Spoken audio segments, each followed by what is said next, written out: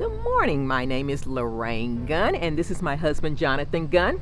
And we are the Gunn family. We purchased the Tesla Model S long range a couple of months ago. It's a lot cheaper to drive an electric vehicle versus a gas vehicle. The process of charging it is you can charge it at nighttime when you go to bed. You can even set it on a schedule and say schedule it to go for 2 o'clock in the morning. It probably takes approximately 3 hours, 4 hours, depending upon how much of a charge you have left. The environment, we were looking at what's best for the environment because of the global change and everything. We test drove our first one in Houston, and we fell in love with it. The power, the quietness, I mean, it's unmeasurable.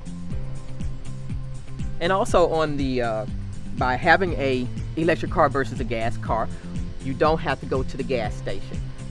With COVID going on, the gas station is really the last place you want to go because there's a lot of bacteria, germs that's lingering around those pumps. You don't know when the last time the pumps got cleaned. We could probably get from Shreveport to Dallas without charging up. But if you look on the map, it'll state you need to stop before going all the way to Houston because there's a lot of variables in driving a electric car. One of them is if it's raining outside and you're running your wipers, your lights are on, if you're running the air conditioning, the heating, whichever time of the year it is, those also pull on your battery. The lowest it's probably been since we've had it was probably 25 or 30%. For myself, I usually keep this one at 80% around town because we're not going anywhere. So I usually keep it around 80% charge. And of course, I just do a top charge through the week. Sometimes it's depending on how low it is. But here again, you know, when you're not traveling, you don't have to keep it at full charge. The charging process is so convenient, especially when you have a charger at your house.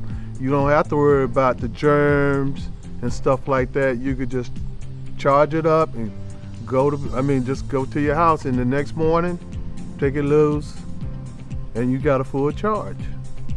Favorite thing on the Tesla is the cameras. The way you can, the dash cam, you can drive it and it'll pick up, it's always recording, always. You put a thumb drive in so you can save it, but it's always recording. And so while you're driving, say you're driving and there's an accident or you're in an accident, you just hit the record. And what it does is it goes 10 minutes back from that, and it's gonna record 10 minutes back until you decide to stop it from recording. So I like that feature on there because if I was in an accident or something like that, I just hit the camera. Okay, now it's gonna record. That'll help the insurance company. They'll see this is what took place. Or you can come up on somebody else's accident, record. You can be a witness for them because it's right there on camera. I like the power, of course. You know, while we drive around town, it's a lot of times people don't know about Tesla. And they just look at you like, what kind of car is that kind of look?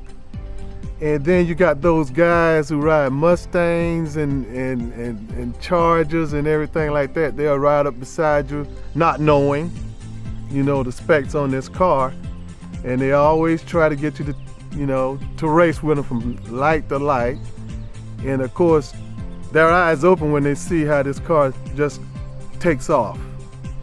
I mean, it's just amazing. A car this heavy that can go so fast, that fast, in such a short distance. But I like the power. Tesla, for the Model S, the key fob is in the shape of the car. And so that helps you to know where to push as to what you plan on opening. So the front part will open up the trunk, the front trunk. The back part will open up the back trunk because it has a front trunk and a back trunk because you don't have an engine or anything, so just use it for storage space. So there's plenty of storage space. And then the top will open up the doors.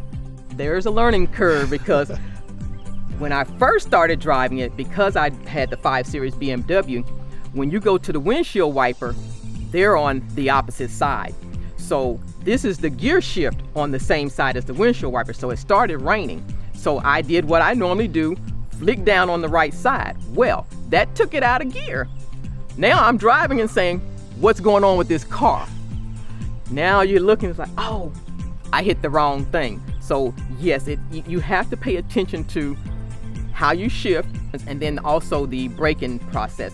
When driving the Tesla, you really don't have to use your brake for anything because the car knows it should stop. So it just automatically starts stopping once your foot is removed off the acceleration. So you have to remember that.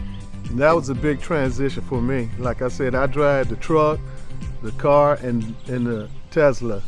And even just pulling out of the garage, you know, I'm like putting it in drive and okay, why it's not rolling? Oh, okay, I know what car I'm in.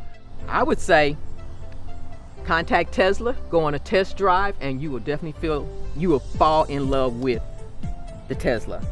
And you'll probably fall in love with an electric vehicle regardless of what brand it is. So it doesn't necessarily have to be a Tesla. I just like the body style of Tesla. I've been driving BMW since 1997. So to switch over to a Tesla now here in 2020, that was a big change for me. Just like my wife said, you need to test drive one, and you'll fall in love with it. And oh, by the way, the grandkids think I am the bomb. Grandma, can you pick me up from school? Because it has a 17-inch screen in there, and they can watch movies, YouTube. Everything you need is in here but your refrigerator.